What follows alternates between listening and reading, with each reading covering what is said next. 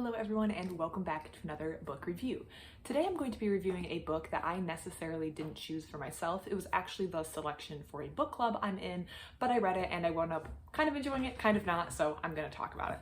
And the book is Dial A for Aunties by Jessie Q. Sutanto. So I had heard of this book before. I believe the author wrote another very popular book that I've also heard of. I'm just not thinking of it right now, and it doesn't say it at the back, but I'm pretty sure she's written another book. And the person in my book club who selected this had heard of her, had heard of the author, and decided that we should read one of the books. So she had us read Dial A for Aunties. So again, not something I personally picked off the shelf of the library, but I read for book club. And while my book club hasn't met, I do want to discuss my thoughts of the book with you before I return the book to the library.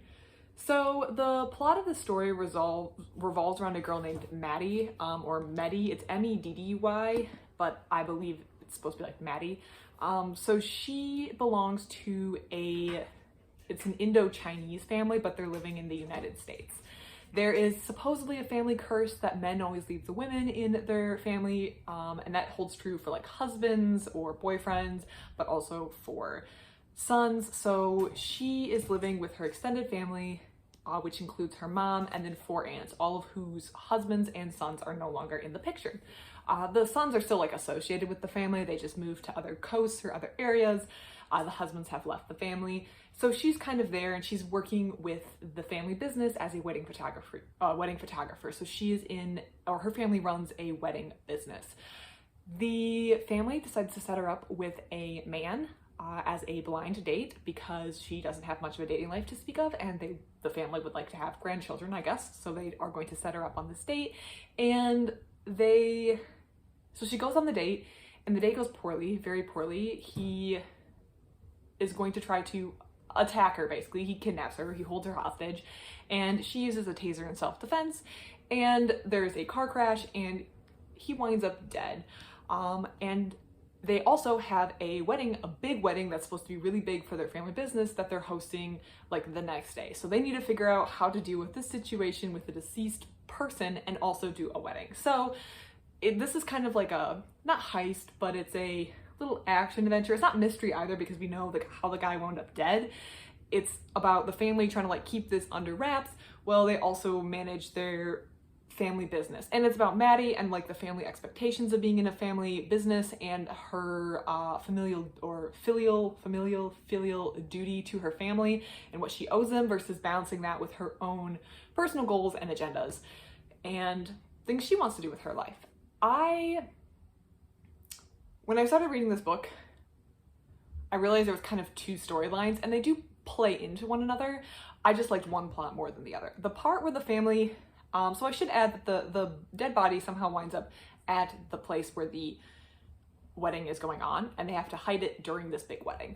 And I thought the whole plot with like the aunts and like this dead person that they're trying to hide and that whole scenario, I thought that was super funny.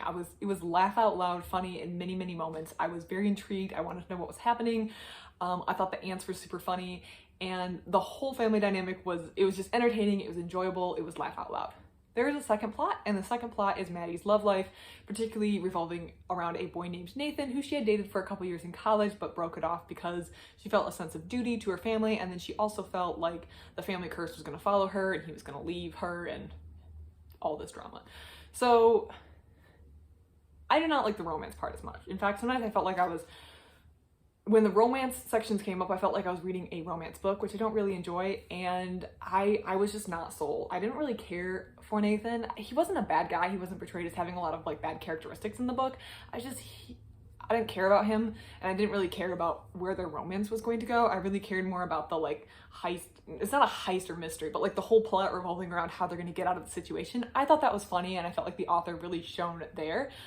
The romance was definitely for some people. I know some people in my book club who are going to definitely like the romance side as well, but it's just not for me because I don't like romance. If you like a little bit of romance in your books or you read romance regularly, I think you might enjoy that storyline and you might think it's really funny and sweet how the two like intertwine with one another. However, that part was not for me. So if I had to rate it, I would say that the actual plot, mystery, heist, whatever we're calling this dead body that's now at the wedding with them thing, that's like a 4-star. That was super funny. I was laughing out loud so much. The part with the romance, I did not care about. I was like skimming paragraphs, which I almost never do. I really do try to read through the whole book, but I just didn't care about this dude. I was skimming that. That's like a 2-star, but that's personal preference. I don't think necessarily the writer was like super bad at that part. I don't think that the romance was super bad. I think it's just not for me, and that's why I found that part less enjoyable. So again, I don't want to knock it. If you enjoy romance in your book, you're probably gonna like it. There's nothing actually wrong with it. It's just personal preference and personal taste. I tend to not really like romance, or I should say, I don't read romance books, so books that are primarily focused on romance, and I also have to be sold on the romance. And that's this. I feel like if I was sold on the romance, if I really liked Nathan a little more, maybe if the story had been written a little bit differently, I would have liked it, because when I'm sold on the romance, I'm all in, as long as it's not the only point in the book. I just wasn't all in on the romance in this, and that's why I was like, and I just wanted to get back to the fun parts with the ants and the dead body and everything like this. Another warning, which I feel like I shouldn't have to add, because if you look at the cover and kind of the vibe of the whole book, you should get it. Obviously, be prepared for a little bit of, suspension of disbelief. This isn't an accurate murder investigation. This is not exactly how it would go. It's just supposed to be like a fun kind of entertaining read. It's not supposed to be like an accurate depiction of how any of this would go down. Obviously, in real life, these people would be caught for murder like immediately. At least I hope they would. But it's look at the front of the book.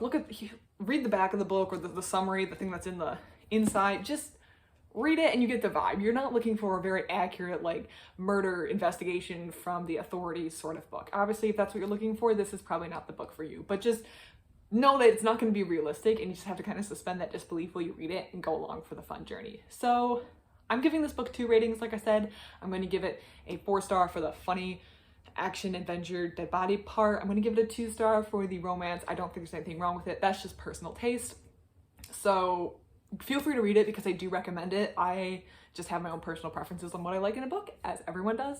So I do recommend Dial A for Aunties, and I would actually read something else by this author. I'm guessing her other book also kind of intertwines like some other plot with romance, so I'm probably not going to like the romance as much. That's just me guessing, but I'm willing to put up with it because I thought the other part was so funny that I read her other book. So sorry for blanking on the name of the other book that she's written, but I'm almost positive she's written another book that's kind of in the same vein as this. So that's that. If you've read this book or have any thoughts on it, please let me know. I'd love to hear it. Other than that, everyone, thank you so much for watching, and have a great rest of your day.